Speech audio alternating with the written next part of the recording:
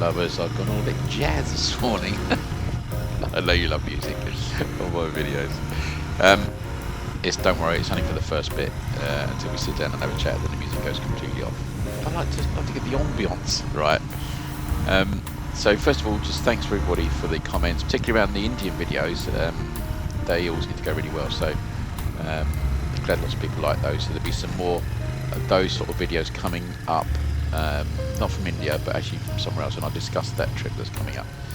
But it's a beautiful autumn day, and it was like the day when all the trees dropped their leaves and everything was golden and lovely. So, and it was fairly quiet at the roundtree today. So we're going to have a chat about age and motorcyclists and other topics around that, and Barry Sheenes. So I hope you enjoy the video, and let's get on. But in the meantime, sit down, relax, and enjoy the music for another few seconds.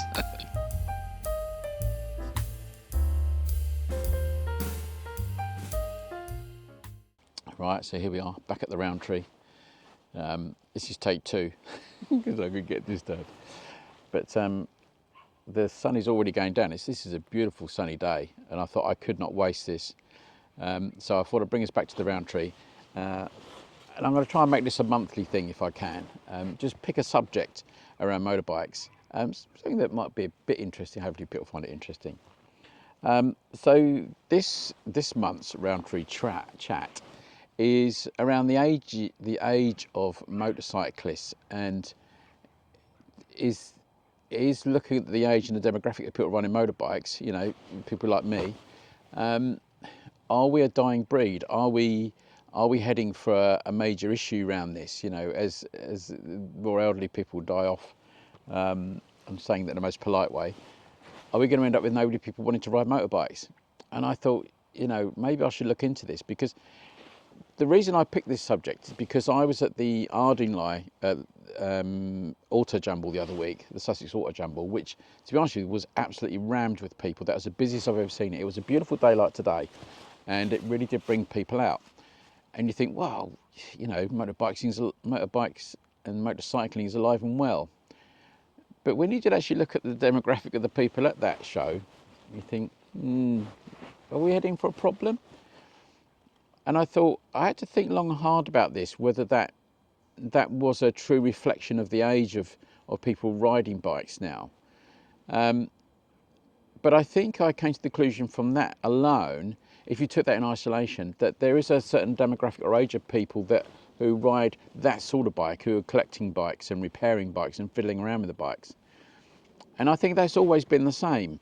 I think you probably could have gone to that Auto Jumble 20 years ago and you would have seen the same age of people. I don't think it would have looked any different.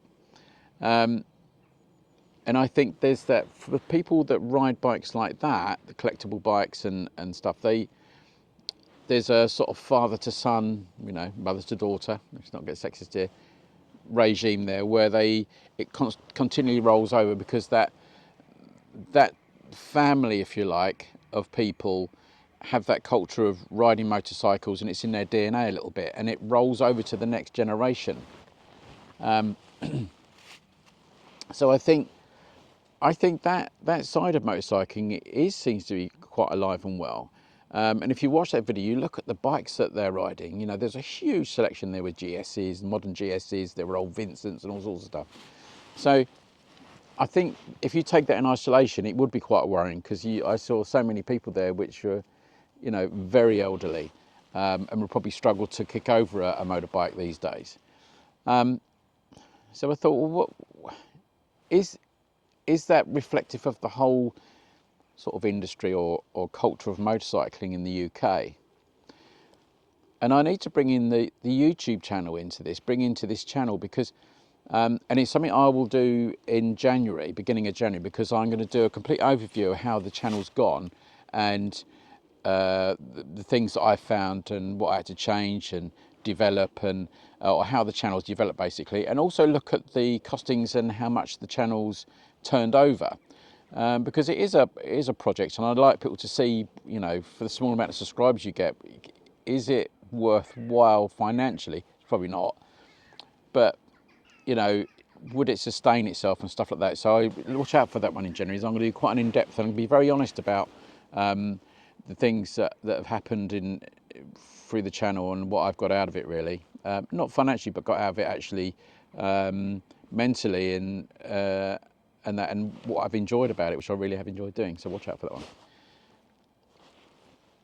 But when I look at the demographic of people that are watching my channel, YouTube gives you an awful lot of information. It's phenomenal, really. You get so much information when you're running a YouTube channel from YouTube.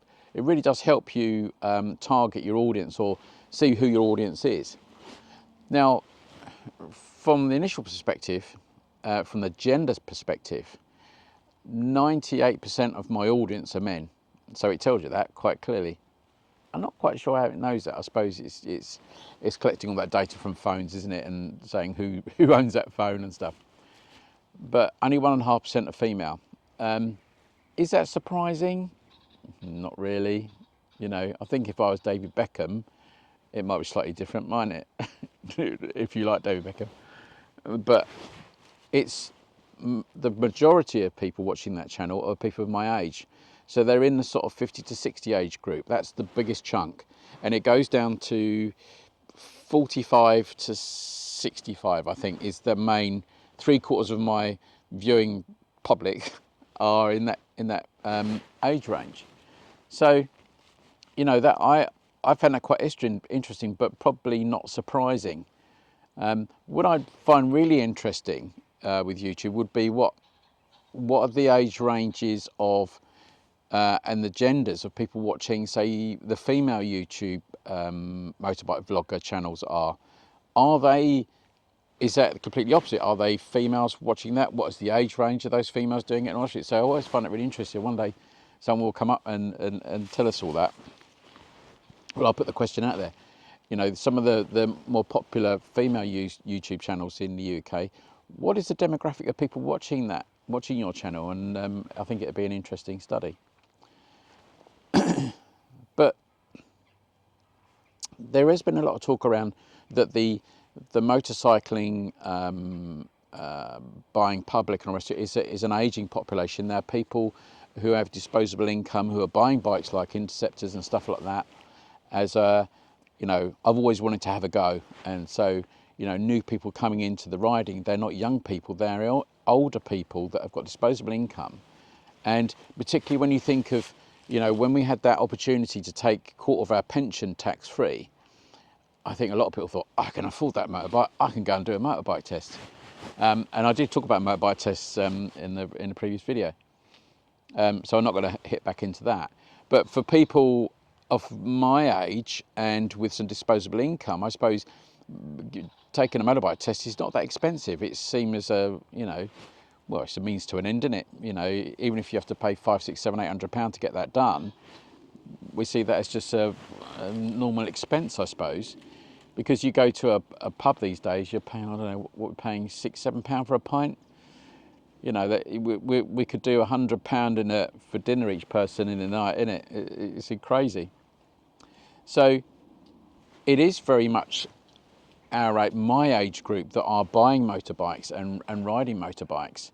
But that wasn't the case when I was younger. Now you have to be very careful thinking that when I was younger, I was just looking at all the young people riding motorbikes. You know, because you're in it. If you know, if you buy a certain car or whatever it is, you just see lots of those cars around, isn't it? And it's because you're looking out for them. You don't see anything else. But certainly when I was 16, 17, it was a rite of passage for us to get off your push bike, get off your rally chopper. I had one of them. I didn't nick though. And then go straight on to a moped, motorbike, you know. And that was a rite of passage. Then you went from there either onto a bigger motorbike or you went into a car. Now I'm of the generation who, you know, we were all driving fast Fords. You know, if I had all those fast Fords now, when I was younger, I had a Mark 1 Mexico, Mark 2 Sport, Mark 1 Sport, Escort we're talking about, Capris, 2.8 Capris, 1.6 Capris. Oh my goodness, I'd be a millionaire, wouldn't I? You know, hindsight's a great thing. So, but what we also had when I was younger we had those motorcycling icons, and this is something that I thought about, and I think I'd be interested to hear people's views on this, because I think back in that day we did have those motorcycling icons who everybody knew. Everybody knew Barry Sheen. They were absolute superstars, weren't they? Absolute superstars. And it's the same with the Formula One drivers, isn't it? You know, James Hunt, they were larger than life characters, weren't they? You know, they were playboys. You know, we all aspired to that. I can remember, I have no idea whether this was the truth, but I was told it by the shop that I bought my parts from. So my first bike was a Yamaha FSIE, FS1IE, FS1E, FS1IE, I can remember. FSIE is really popular. It was the FSIEs, it was AP50s, SS50s, which weren't quite so exciting, but they were better bikes probably. And those sort of bikes. But the FSIE was the real king, wasn't it? The Yamaha.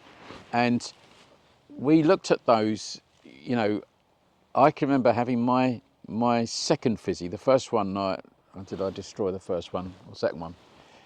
And it was very popular to get a 60 bore kit on your FSIE because you could put a 60 bore kit on it and no one knew any difference. You know, you never told your insurance company, did you?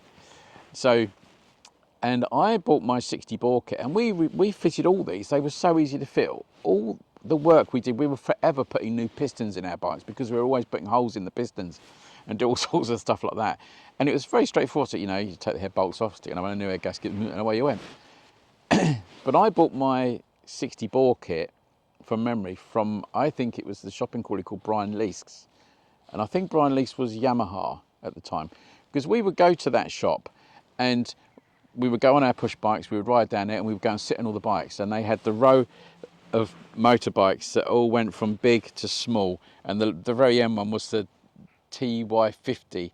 I think they had a PW50, but the TY50. And we could only sit on the small ones, we could only fit on the small ones.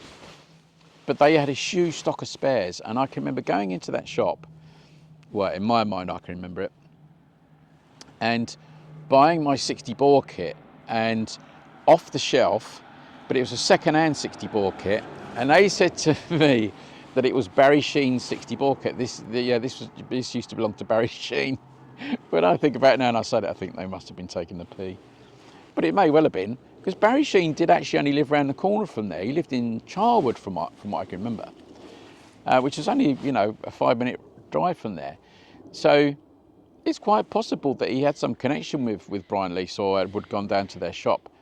And in my head, I always think, well, maybe he just had all this stuff in his garage and he just went down to Brian Leask and said, oh, you can have all this. So in my mind, I ended up with Barry Sheen's 60 bore kit on my FSIE. And it did do 59 miles an hour. It didn't do 60, but it would do 59 miles an hour. But of course, when I had that on my bike, for me, that was like, I was going to be like this. I'm going to put a picture up here. I was heading for this. I was heading for the, you know, the glamorous girl on my arm and all the rest of it, you know, with my 60 bore kit. You got a 60 bore kit? Wow. You know, I want you, you know. And that's the thing. They were these idols that we had, and that attracted you to buying that make of bike, or, you know, getting your crash lid on and your leathers and screaming around the roads. You know, we thought we were Barry Sheen. If you're slightly different, it was Freddie or a Reynolds replica. I can remember being lots of Yamahas with Reynolds replicas and stuff like that. And they would produce, they were phenomenal bikes. You know, we thought we were, you know, Kenny Roberts replicas. You know, we thought we were Kenny Roberts and all the rest of it. And it was that thing, wasn't it? You know, race on a Sunday, buy it on a Monday, innit? Something like that. And it was all wrapped into that. And that's why I think the motorbike market was very buoyant all the way through that period, you know, because we had idols to look up to and you wanted to be like those people. Well, I did. And then you think, well, where are those idols now? Where are the motorbiking superstars that we look to and think, I want to be like that? That's what I want to be like that. Because your modern motorbike racers and that, you know, they're heavily censored, let's say. You know, you're not going to see Rossi with a packet of Marlboro in his hand having a fag. You know, so it's quite sanitized, isn't it? Where in those days it wasn't. It was cool to have a girl on your arm and a fag and a pint of beer after a race. And we loved that. We thought that was fantastic. But if you then look at, well, and I do come back to these two quite often because I think they had a really huge role in for a very long period of making motorbikes popular again, and a certain type of motorbike. And you know what I'm going to say? I'm going to talk about things like the long way around, long way up, long way down, all the rest of it. You know, what did that do with Ewan McGregor and Charlie Borman? What did that do for the motorbike industry? Those guys were seen as motorbike heroes, or certainly the motorbikes were at that point, wasn't it? Whatever you think about those two, I think they're great. I love those things because I love adventure and I love, you know, pitting your machine against the elements and all the rest of it, and I think it's fantastic. So that really did do something. It did give a boost to the market, I think. And you think, I mean, how well did B&W do from that? My God, you know, they did fantastically well, didn't they? Would it have been interesting if they did have had taken the KTMs, or honestly, would it have been any different? But you can see the result of what they did with the B&Ws and the popularity of adventure bikes. I think you could go right back to the beginning of those shows and say, yeah, the real big upturn in motorcycling and adventure bikes came from that. And I'll argue that with anybody. I'm sure that's where it all came from, really. There were people riding motorbikes around the world. Ted Simons, you know, Jupiter's Travels, a fantastic book if you've not read it. But you know, that the thing with the long way series is that they kept it going. So you had the right gap between each series, which kept boosting it. It's like getting a booster jab for tetanus, isn't it? It just kept boosting it along. And by sticking with the same bikes was very, very interesting. I think that B&W couldn't believe their luck, I should think. But you know that it doesn't always work, does it? It doesn't always affect the motorbike industry in terms of put a couple of really popular people on motorbikes and those motorbikes they've got will be popular. Because when they did the long way up, wasn't it, with the live wire bikes, which again, I still really enjoyed that series. And I did ride the live wire and I actually rated it very hard. I thought it was a really good bike, a really interesting bike to ride. That hasn't sold in the thousands, has it? It didn't become popular because it had another a major problem, didn't it, with being electric. We haven't gone to electric bikes. If you look at the current electric bike market, it's collapsing, isn't it? You know, these companies have gone bust and all the rest of it, and that's sort of sad. I think it would have been expected, but having said that, we've now got Royal Enfield coming into the frame, and I think if Royal Enfield can produce their Flying Flea, which I think is quite a good looking bike, at a sensible price, I think it might do well.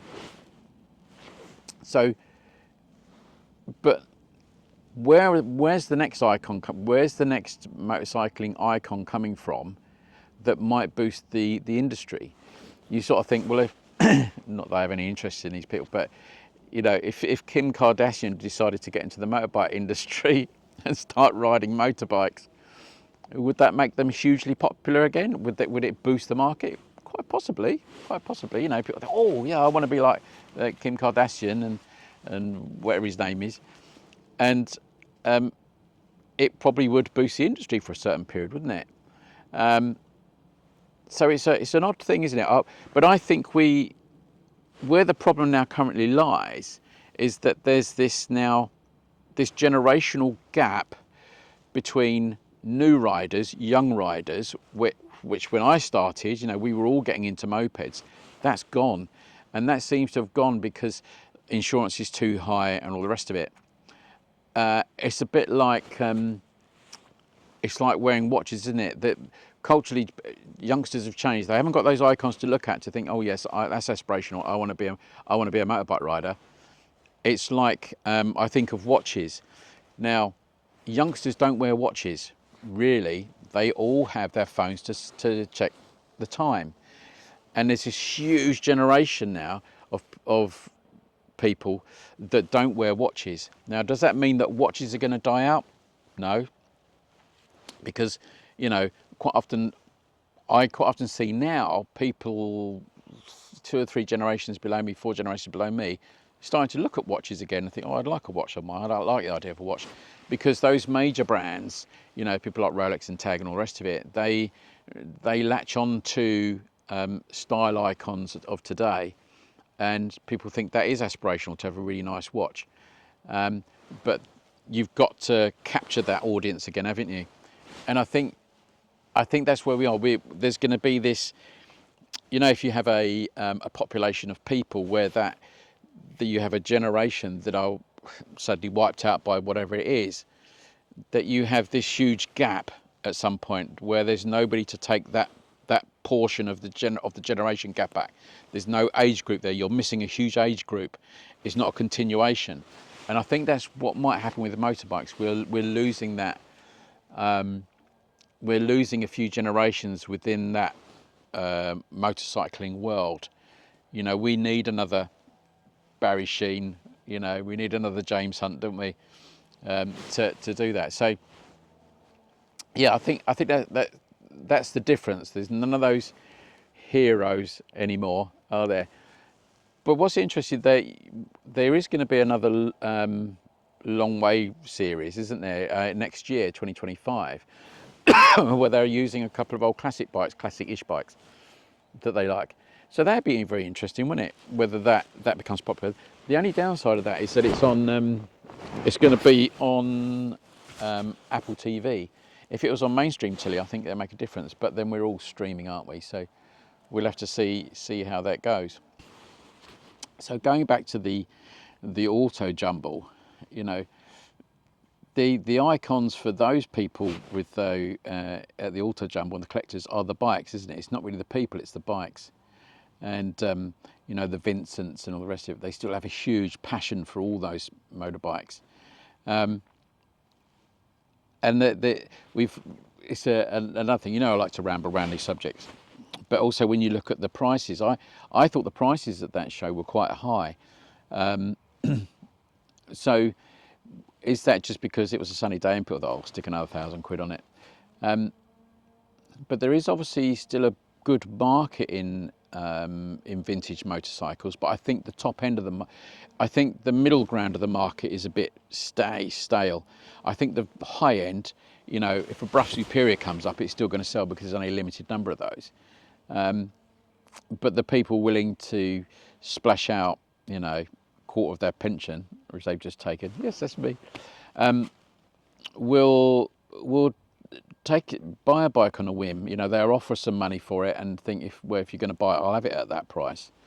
So I think the collector's market and the people willing to pay out for that are still there, and I don't think that's changed. I think those people they're slightly separate from the new bike buying public. They're not buying, you know, the latest, I don't know, CF Moto. They probably don't even know what a CF Moto is, and why would they want to? So they're sort of separate from that side of the motorbiking lifestyle, where, you know, I said in the video I did from France the other week, you know, that the large bulk of people that are getting into motorcycling or getting onto motorbikes you see on the road are delivery drivers, you know, Uber Eats and all the rest of it. So again, we have this oddity in the industry where, you know, the most popular bikes or the best-selling bikes in the UK are mopeds, or like 125s and Hondas and things like that, because they're being used for deliveries. So again, we have that huge gap again. They're not youngsters buying mopeds; they are delivery drivers. And the other bikes which come into that, if you like, the top 10 list of motorbikes being sold, they are going to be GSs and stuff, because they're people of my age group that can possibly, well, I don't really want to buy a GS, I wouldn't want to spend that much money, but, you know, they're people like me buying those bikes that can afford to splash out a bit of money and lose a bit of money on that. I just think it's a really interesting subject that probably somebody needs to do more research into. But as things get more expensive, insurances go up and all the rest of it, I think we're forcing young people off the road anyway, really, aren't we, with motorbikes? And unless something changes dramatically, the whole industry does one or two things. It reacts to the industry, it reacts to the problems of young motorcyclists, and lowers its prices and makes it easy to get into it, or it just stops making the stuff altogether because it thinks it's not viable. I think sadly, probably it'll be the latter because people won't invest in something that they don't think they're going to get a return on, not for a long period anyway. People always want a quick return, don't they? You know, we've seen this with all the kerfuffle about, you know, motorbike prices and all the rest of it. You know, I'm still of the adage that you buy your bike and ride it, enjoy it. Don't worry about what value it is the next day afterwards. Anyway, that's my thing. But I'd be interested to know what the demographic of different channels is, and whether if you get, you know, because when you look at all the YouTube channels, look at the ages of those people, they're all like me. We're all semi-retired, aren't we? You know, I'm not quite semi-retired, but, you know, we've either left our full-time job because we've got a bit of a pension or whatever it is, so we can afford to do that. There's not many young people in this country. I think there are in America, but there's not so many young people doing vlogging. And the younger people that are doing the vlogging tend to be ladies or girls, and that's really refreshing, isn't it? It's really nice. But, you know, I'd like to know what the demographic is of their viewers to see whether it's very different to, you know, vloggers like me. So, yeah, interesting. Maybe someone will come onto the channel and tell me that. But we'll see how we go. Right, I got to head back. I've got some other things coming up on the channel. I have today bought another bike, although it is one out, one in. So one bike has gone, but that was the Street Triple, Karen Street Triple. So Karen is now riding the Hunter. So we share that bike, but it's Karen's ride really now, which meant we had a bit of space. Well, we didn't really have any space, but it felt like we had some space, so I bought another bike. And I will reveal that probably in the next, I don't know, 2 or 3 weeks. I might do a quick short video, show you what I've actually bought. But it is in the classic line. It's not modern classic, it's very old classic, and I've got to kick it over to start it. I did try to kick it over today, and I got a bad knee, but it did start. And so, yeah, a little bit of work to do on it, but yeah, that's a cheap way into motorcycling, isn't it? No MOT and no tax, so that gives you an idea how old it is. I'm going to get the, before the sun completely goes, I'm going to try and get back, because I've only got a t-shirt on this, and this is not the warmest jacket in the world. But yeah, comment on that. I just think these, if people want me to look at a certain subject, then just message me. Hopefully I'll pick it up and I'll see if I can look at those subjects and give you my thoughts on it. But I just think, yeah, I just like this idea of, you know, where's the next Barry Sheen coming from for the motorcycle world, for the young people to look up to. But we'll see. Right, take care everybody. Thanks for watching, and I'll enjoy the last bit of the summer. I might see if I can go and get a coffee actually. Right, take care everybody and ride safe.